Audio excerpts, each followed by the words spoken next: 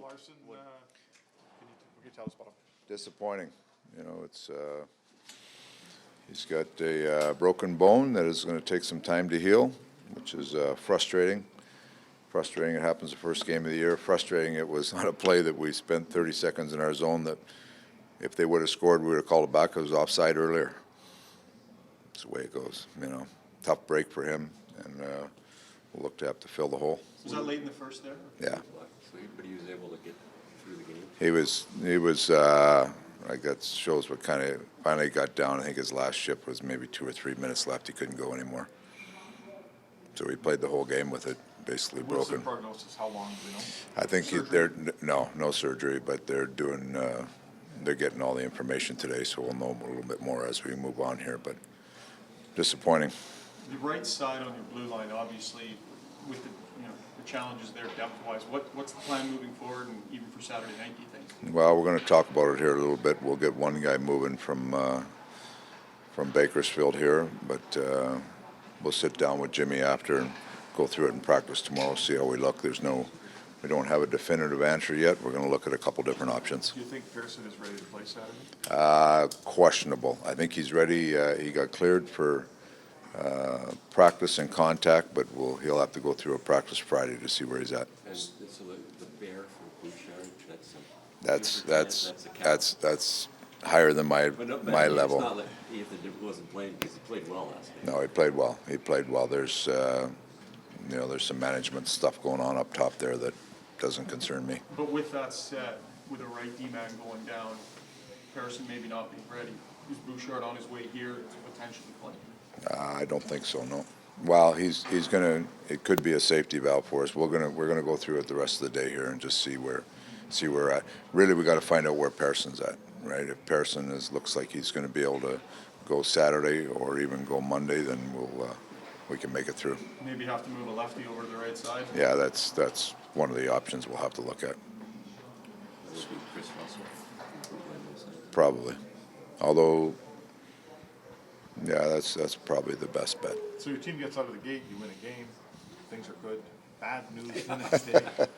Wah, wah, wah. How do you coach your way around it having an effect on your call? Well, injuries happen everywhere. We went into the season with Sheehan out. I mean, it's just everybody's going to have injuries. It's just you got to deal with them. And we talk about it all the time. Injuries aren't an excuse for not winning. You got to try to. Somebody else has got to take that spot and get the job done. So we want to be a good team all the way through.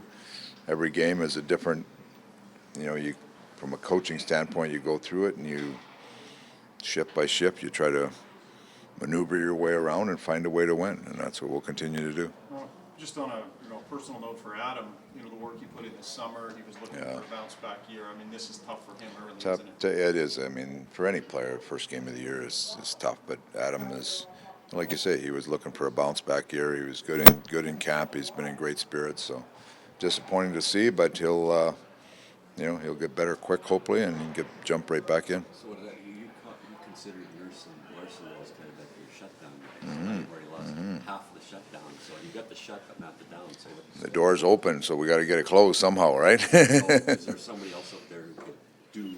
Well, like I say, we'll sit down and go through it. I don't think there's a definitive answer yet, but we want to make sure we'll see who we have for bodies here, and then we'll read and react from there. Switching storylines a bit, you said in the room a couple days ago that you're the kind of coach that if a goaltender gets a shutout, he'll probably go back in the next game.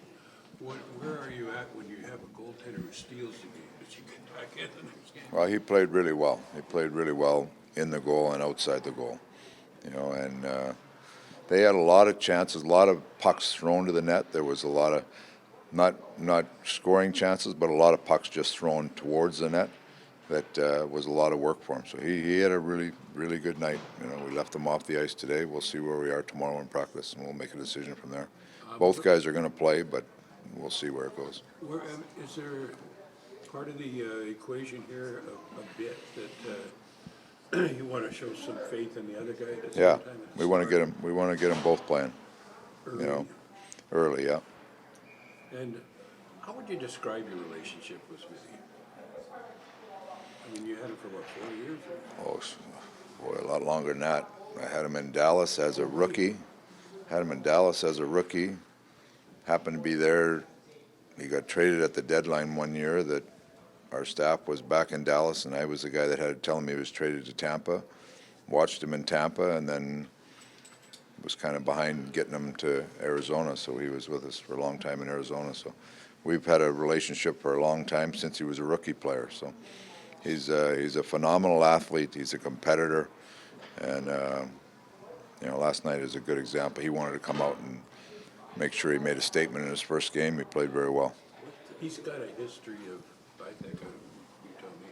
Well, did you have anything to do with getting him here? I assume you did. Well, they asked my opinion of him. Well, that's something. I have a, when you know the guy that well, you have an opinion. So But he seems to have a history of when he's got it going, he's got it going.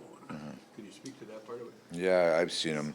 Like that year that we went on a run in Arizona to the conference final, he was phenomenal. Like we played a hard series. It was a real physical, nasty series against Chicago, and Chicago was coming off winning the Cup the year before.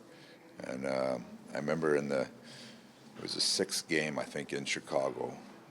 And we had them on the ropes. We were up 3-2 in the series. They were coming like Taves and Kane, or every second shift they're coming. I remember John Anderson walking down the bench. John was the assistant coach. He walked down the bench. He goes, Tip, I just want to let you know that the shots are 28-5 for them, right? And it was 0-0, right? I said, Johnny, I'm well aware of that. Schmidt's playing well. And we ended up winning the game. I think it was 3-0 or 4-0, right? Schmidt hung in there. We got one late in the second period, and then our fourth line actually got a couple in the third period. So he was phenomenal. I've seen him play well. There's different times when he's had some struggles or whatever, but he's just a competitor. He's a competitor. He's a good guy in the locker room. My only reference with him is I covered the World Championships in Prague when he played well, right?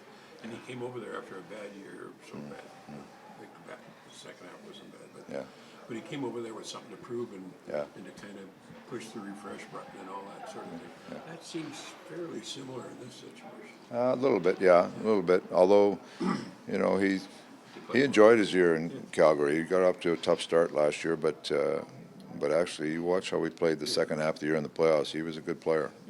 So that's, it was an opportunity for us to grab him, and I think it was a good start for him. Dave, some goalies are great at moving the puck. Others, it's not necessarily their strong suit. Can you acquire that skill in your 30s? Is that something guys need to continue working on and try and make part of their game? I think it's like any player. You try to work on things that make you better, right? And Schmidt's just had that. Well, he's probably had that since he was a young player, but then when he got to Dallas, he had Turco, so that's a pretty good mentor for him there too, So, but players can work on their skills. Like, I see Kosk out there. I mean, we're trying to do the same things with Kosk that we do with Schmidt. Now, Schmidt, his long plays are ones that he's done for a long time. Kosk is more a simpler guy, but he's got to get out there and stop it and help our D just like Schmidt. Were you with him when he scored? Yeah. He scored one. I think he scored one in the minors before in the East Coast or whatever. But yeah, I was with him it was against Detroit, I think, wasn't it? Yeah, I think it was. Yeah. No reaction? It's a good goal. I still like him stopping the puck ahead of scoring, but I remember it was an exciting night for him. Is it interesting as a coach to have a player like Cassian who can start on the fourth line because he can check, but he can also sort of play with. He's not just out there as an extra body with two of stars. Can you speak to that? I mean, have you had somebody like that before? Where you can throw somebody out like that? No, he's the epitome of today's power forward, because they're big and physical guys and they can engage in the physical part of the game, but he also has the skill level to play with top players, and that's. Yeah, it's a unique talent, but he's got. I mean, you see his hands. His hands are really good. He makes good plays, and then he can shoot the puck when he gets a chance to shoot it. I mean, you look at that shot last night and his goal. That's a great shot. Great shot. It's a hard pass. Yeah, hard pass. I mean, he can. he can play with top players, and he's a versatile player. I still put him in the class of a role player, but there's different roles he can jump into and excel. Because he can skate well enough? He's skilled enough. Yeah, he's got all the attributes to be a good player.